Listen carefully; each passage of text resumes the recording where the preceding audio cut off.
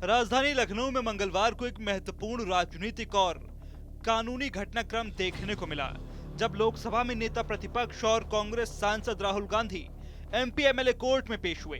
ये पेशी सेना पर दिए गए कथित आपत्तिजनक बयान को लेकर थी, जिसके तुरंत बाद राहुल गांधी के वकील की तरफ से जमानत अर्जी दाखिल की गई, जिस पर कोर्ट ने उन्हें जमानत दे दी। राहुल गांधी पिछली 5 सुनवाइयों में कोर्ट में हाजिर नहीं हुए थे, जिसके बाद कोर्ट ने उन्हें समन जारी किया था। इस पर कोर्ट ने उनकी उपस्थिति अनिवार्य की थी, लिहाजा उनकी पेशी से पहले से ही कोर्ट परिसर में सुरक्षा के पुख्ता इंतजाम किए गए थे। राहुल गांधी मंगलवार को दिल्ली से फ्लाइट के जरिए करीब 12:30 बजे लखनऊ के चौधरी चरण सिंह अमौसी एयरपोर्ट पहुंचे। एयरपोर्ट से सीधे वो सिविल कोर्ट स्थित एमपी एमएलए कोर्ट के लिए रवाना हुए। नहीं, आज हमारे नेता आदरणीय राहुल जी लखनऊ आए हैं। आज एक कोर्ट में पेशी है, उसी के संदर्भ में आज आए हैं।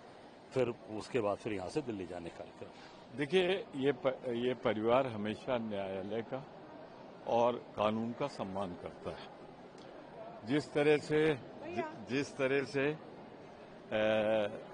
एक कंप्लेन डाली गई है, उसमें एक चीज तय है, सार कुछ नहीं है। मैं वकील होने के नाते कह रहा हूं, पर चूंकि वो न्यायालय का सम्मान करते हैं, इसलिए वो आ रहे हैं और मुझे पूरा भरोसा है कि उन्हें न्याय मिलेगा, क्योंकि उसमें कुछ भी नहीं है। लखनऊ पहुंचने पर भारी संख्या में कांग्रेस कार्यकर्ताओं ने उनका जोरदार स्वागत किया।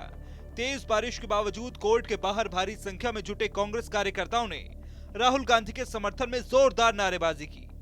वहीं दूसरी तरफ बीजेपी प्रवक्ता राकेश त्रिपाठी ने राहुल गांधी को आदतन अपराधी करार देते हुए कहा कि राहुल गांधी एक के बाद एक इस तरह के बयान देते रहते हैं। उनके बयानों को लेकर कानूनी कार्रवाई होती रहती है, बावजूद इसके वो इससे सबक सीखने को तैयार नहीं है। देखिए, राहुल गांधी हैबिचुअल ऑफेंडर है। वो जिस तरह से लगातार एक के बाद एक इस तरह के बयान देते हैं, उन बयानों को लेकर के कानूनी कार्रवाइयां होती हैं, लेकिन फिर भी वो इससे सबक सीखने को तैयार नहीं है।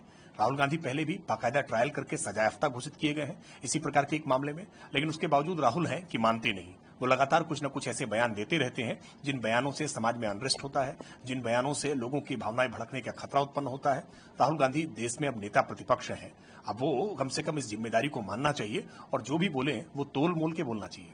ये केस राहुल गांधी के 2022 में भारत जोड़ो यात्रा के दौरान कथित रूप से दिए गए उस बयान से जुड़ा है, जिसमें उन्होंने भारतीय सेना पर कथित तौर पर आपत्तिजनक टिप्पणी की थी। 16 दिसंबर 2022 को भारत जोड़ो यात्रा के दौरान राहुल गांधी ने कहा था कि चीनी सैनिक भारतीय सेना के जवानों को पीट रहे हैं। राहुल गांधी का बयान 9 दिसंबर को भारत चीन सीमा पर हुई झड़प के संदर्भ में था।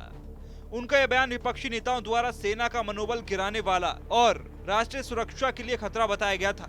इसी सिलसिले में एक स्थानीय वकील की शिकायत पर उनके खिलाफ एमपी एमएलए सेशन कोर्ट में मानहानि का मुकदमा दर्ज किया गया था।